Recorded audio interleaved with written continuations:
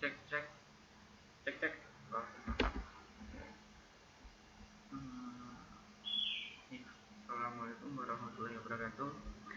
Ya, perkenalkan nama saya Aldi Prianto dengan NIM 19.18037. Video ini saya buat bertujuan untuk memenuhi tugas dari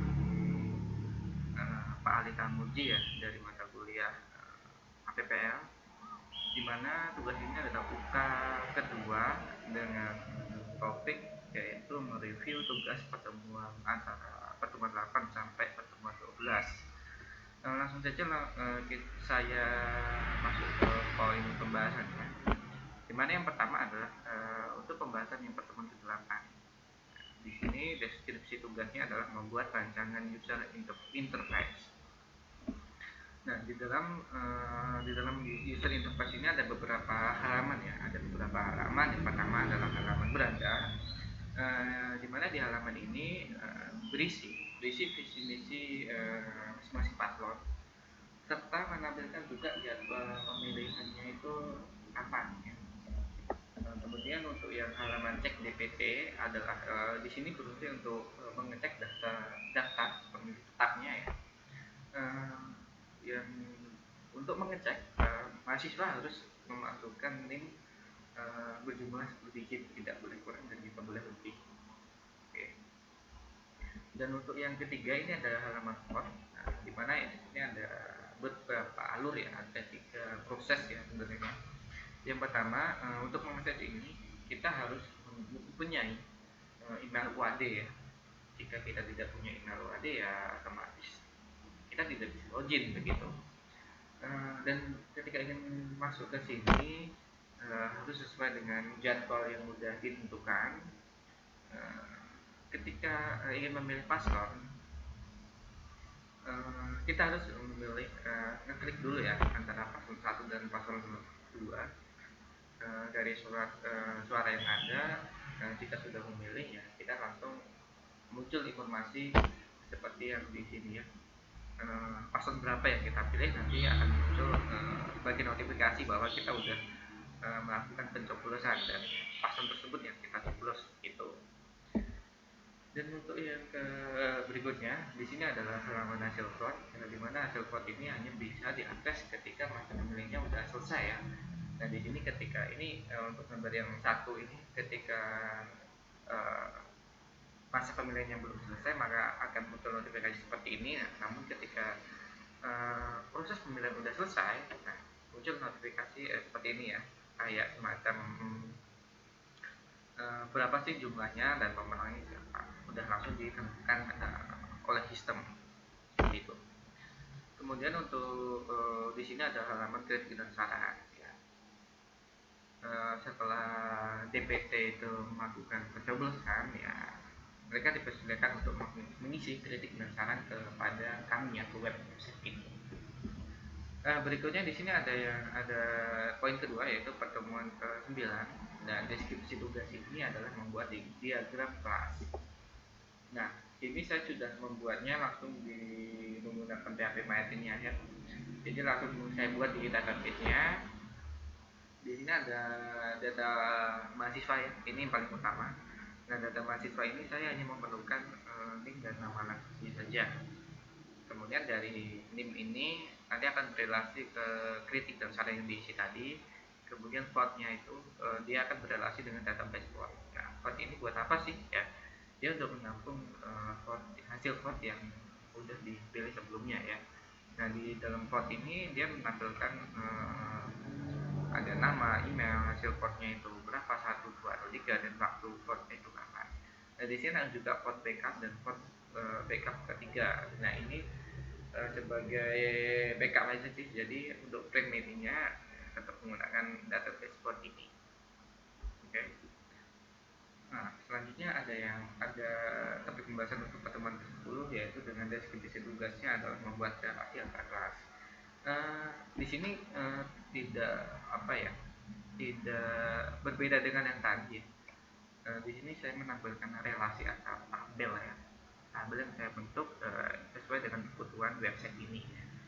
Di sini ada data mahasiswa aktifnya, Di sini ada data mahasiswa aktif, kemudian ada vote backup-nya, kemudian vote backup ketiga, dan juga ada critical setup. Berikutnya untuk poin keempat yaitu pertemuan ke-11 dengan deskripsi tugasnya adalah membuat sequence diagram. Di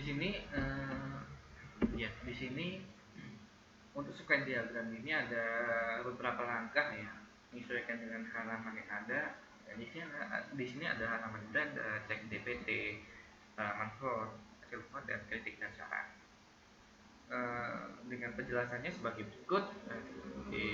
Ketika kita ingin mengakses website ya, kita harus mengakses berdasarkan laman yang ada ya, lalu link yang ada, kemudian akses halaman cek DPT. Dan ketika mengakses cek DPT itu kita harus ngapain sih? Itu kan kita memasukkan NIM ya untuk mengecek DPT. Ketika memasukkan NIM, sistem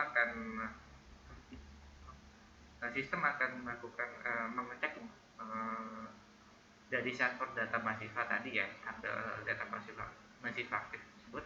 Nah, ketika NIM itu valid atau ada di dalam server database, maka dia akan menampilkan informasi data mahasiswa tersebut. Namun sebaliknya jika NIM tersebut invalid atau tidak ada di dalam database, maka tetap akan menampilkan informasi bahwasannya NIM tersebut bukan termasuk DPT ya.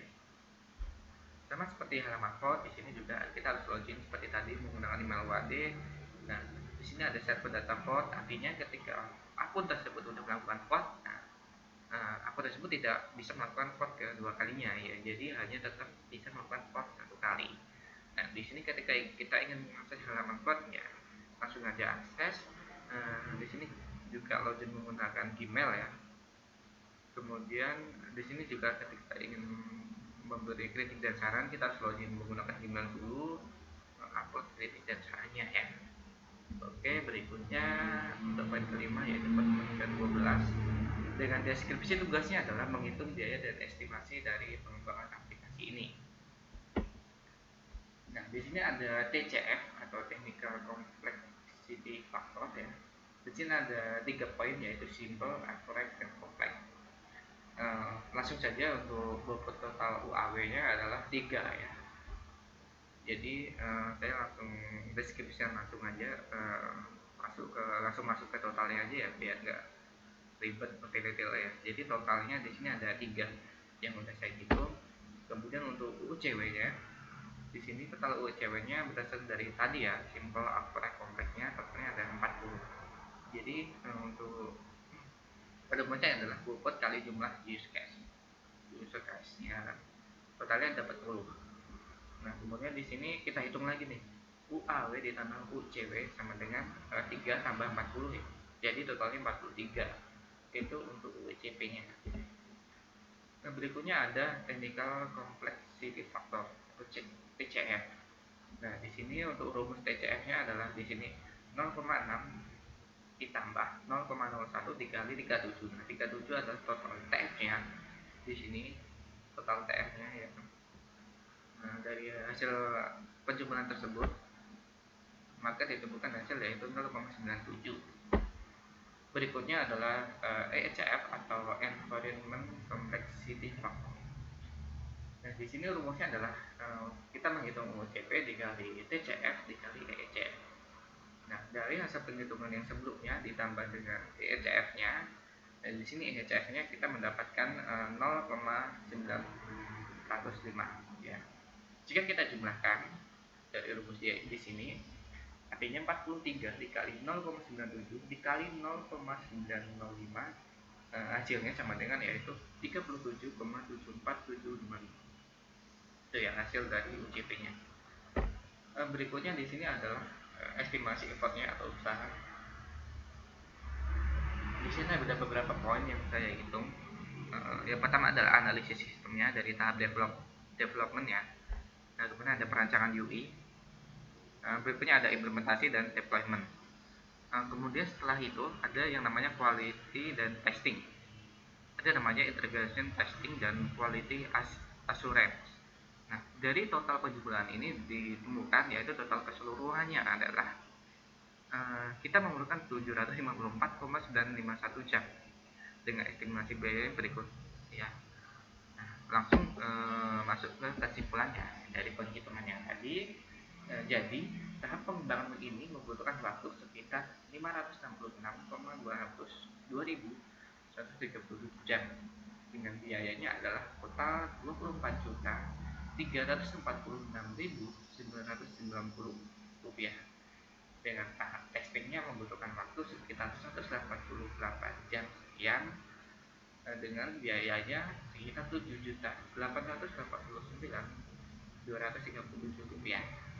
Jadi jika kita kalkulasikan secara keseluruhan itu membutuhkan waktu sekitar 754,951 jam. Oke. Dengan biayanya yang dikalkulasikan untuk pembuatan aplikasi ini adalah totalnya itu sebesar 32.236.228 rupiah. Seperti itu ya. Jadi itu rancangan dari pembuatan aplikasi ya. Dari segi waktu kita membutuhkan segitu, kemudian dari segi biaya kita membutuhkan biaya segitu. Oke, terima kasih ya. Jadi hanya sekian saja pembahasan untuk UK kedua ini ya, dari pertemuan 8 sampai pertemuan 12. Kurang lebihnya saya mohon maaf. Terima kasih dan wassalamualaikum warahmatullahi wabarakatuh.